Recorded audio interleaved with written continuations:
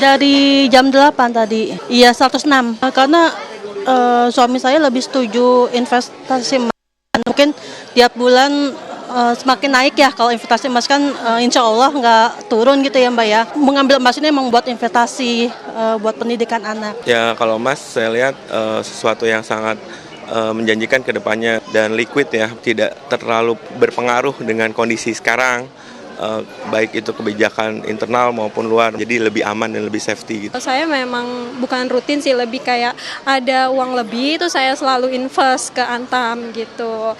Jadi kalau misalnya setiap bulannya, misalnya ada dari penghasilan saya, penghasilan suami, kita tuh lebih sering ke invest ke Antam sih gitu. Bukan karena memang hari ini lagi naik kita langsung beli, enggak.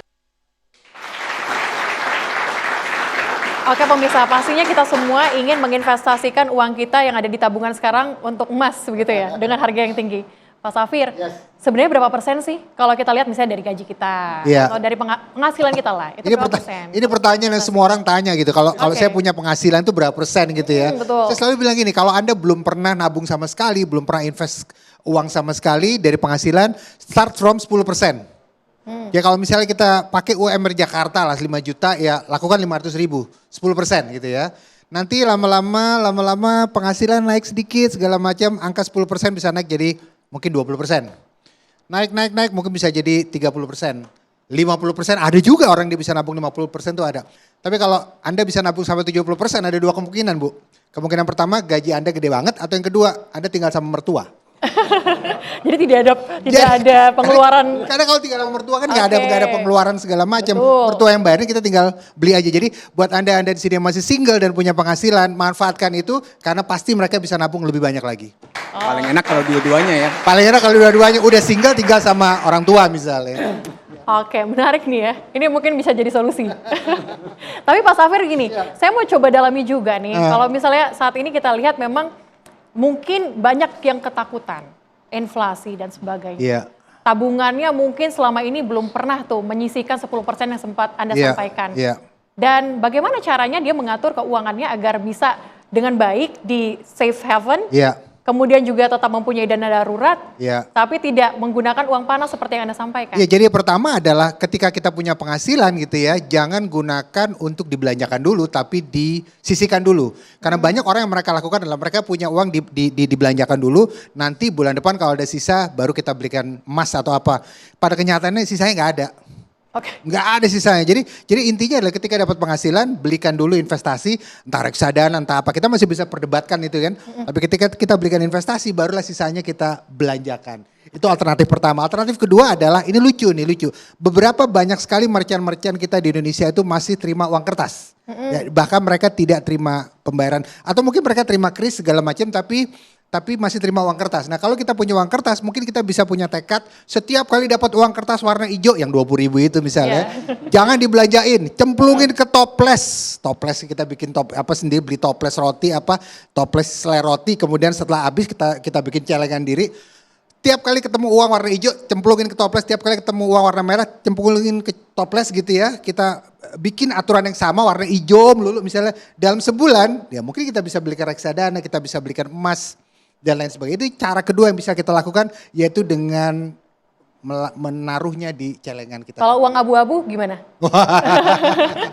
Tapi Pak Safir artinya menurut Anda bahwa investasi emas ini adalah investasi yang aman begitu? Saya selalu bilang begini, ketika orang berinvestasi ada dua macam orang. Jadi pertama mereka beli untuk dijual lagi. Kemudian mereka beli untuk tidak dijual lagi selamanya sebagai aset pelindung nilai. Nah, emas cocoknya sebagai aset pelindung nilai bukan untuk dijual lagi, bukan untuk ditradingkan. Kenapa gini? Karena kalau Anda tradingkan itu uang Anda kan jadi rupiah lagi, emasnya jadi nggak pegang lagi. Jadi kalau Anda tradingkan, pertimbangkan mungkin saham harganya lagi bagus banget sekarang untuk dibeli ya. Atau mungkin ada bisa pertimbangkan reksadana atau apa. Tapi kalau khusus emas lebih baik beli, tambah gramnya seperti yang dilakukan oleh Mas Arli tadi. Tambah gramnya setiap bulan dan jangan dijual lagi selamanya. Kecuali kalau super kepepet banget. Oke baik. Tapi saya juga mau coba dalami nih. Kalau misalnya sudah direkomendasi buat emas juga ya. Merekomendasikan untuk investasi emas. Tapi kan saat ini dengan adanya kata FOMO gitu ya Pak Arianto. Anda mungkin melihat bahwa tadi sempat disampaikan juga sama Pak Heru, ketakutan yang terjadi adalah nantinya penipuan begitu ya. Banyak yang tertipu konsumen kita. Bagaimana nih caranya kita untuk terhindar dari itu, dari Pak Arianto membedakan. Jadi yang sebelum asli masuk ke palsu. situ mungkin Oke. saya ini sangat senang mendengar diskusi hari ini karena Oke.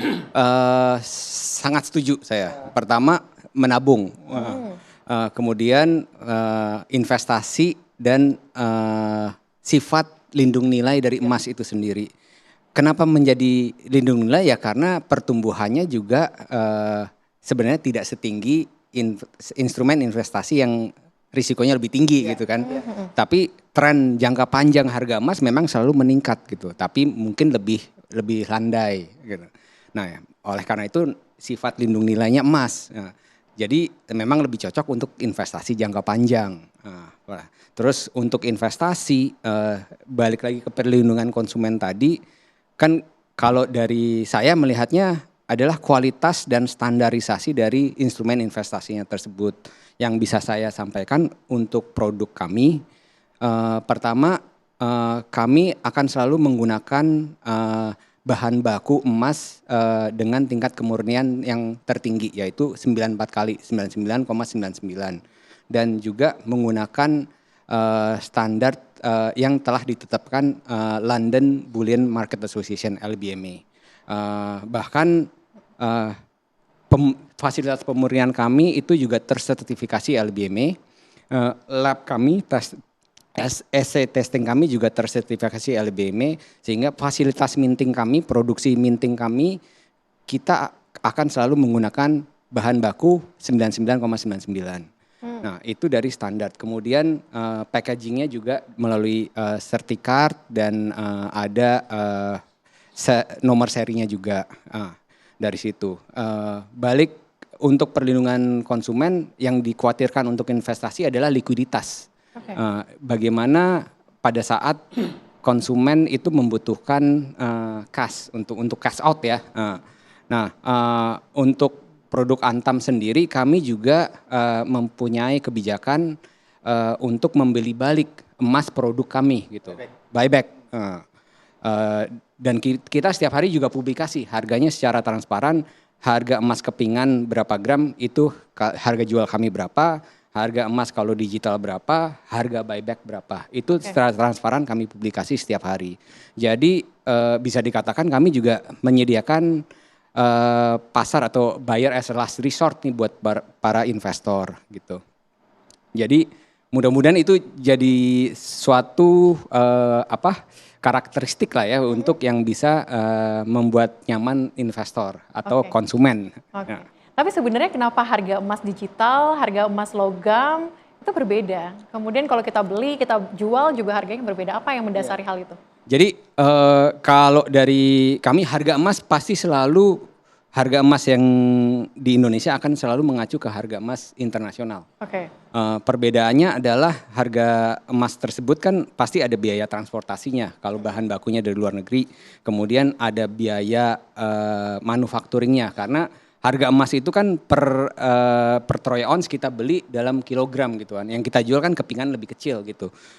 Itu ada proses minting, ada proses manufakturingnya dan ada proses packagingnya. Itu biaya-biaya tersebut translasi ke harga rupiahnya yang kami publikasi. Kenapa berbeda? Contohnya seperti kalau misalnya emas digital gitu ya, pasti akan selalu lebih murah daripada emas fisik karena kita belum cetak gitu. Oke. Tapi jika konsumen atau pemegang rekening emas digital Antam ingin mencetak, kita akan cetakkan. Jadi sebenarnya emas digital Antam itu emas fisik juga, cuma tercatat secara digital. Fisiknya kita simpan. Begitu konsumen minta fisik, ada biaya cetak. Gitu. Tapi biaya cetak yang juga kami publikasikan secara transparan. Oke, Gitu. baik. Saya mau ke Pak Heru. Pak Heru, kalau Anda lihat saat ini dengan dinamika seperti saat ini, inflasi mungkin yang akan terjadi nantinya, pasti buyer untuk membeli emas itu akan semakin banyak, Pak. Saran dan rekomendasi dari Anda seperti apa, Pak Heru? Ya memang secara tren dengan persoalan geopolitik gitu ya, kemudian juga krisis global ya, apalagi kemarin dipicu oleh kebijakan Trump, tentu emas ini menjadi salah satu instrumen yang menjadi pilihan masyarakat. Tapi memang sekali lagi kita juga harus berhati-hati gitu ya. Ada beberapa hal yang perlu diperhatikan masyarakat sebelum membeli emas gitu ya. Tadi juga disampaikan bahwa yang pertama itu dipastikan ini kualitas dari emasnya seperti apa. Kalau bisa 9999 ya itu lebih bagus gitu ya. Karena memang kualitasnya lebih murni. Kemudian juga tentunya kita harus melihat penerbitnya ini siapa, pembuatnya ini siapa gitu ya. Karena biasanya juga itu kan juga reputasi gitu kan. Kalau misalnya dari perusahaan yang memang sudah memiliki reputasi bagus ya tentu ini menjadi pilihan. Tapi memang karena ada reputasi bagus di masyarakat juga ada yang seolah-olah mungkin dari tadi saya katakan mungkin dari Antam gitu, tapi ternyata kan ada juga yang ternyata misal bukan gitu loh. Atau mungkin dari merek lain. Jadi yang harus kita pastikan. Tadi dengan melihat sertifikasinya segala macam, ada mungkin QR code gitu ya, sehingga masyarakat merasa yakin dengan membeli emas yang sekarang ini orang kebingungan nih belinya di mana karena cukup banyak antrian yang panjang juga gitu ya. Karena ya memang kalau ada orang yang mungkin memilih emas itu untuk short time, tapi memang sepanjang sejarahnya itu orang membeli emas itu untuk jangka panjang biasanya. Karena dia tidak tahu nanti ekonomi Indonesia seperti apa, ekonomi global seperti apa gitu, sehingga menjadi pilihan yang ya mungkin gampang beli, nanti juga gampang dijual mungkin dibanding rumah atau apa gitu ya.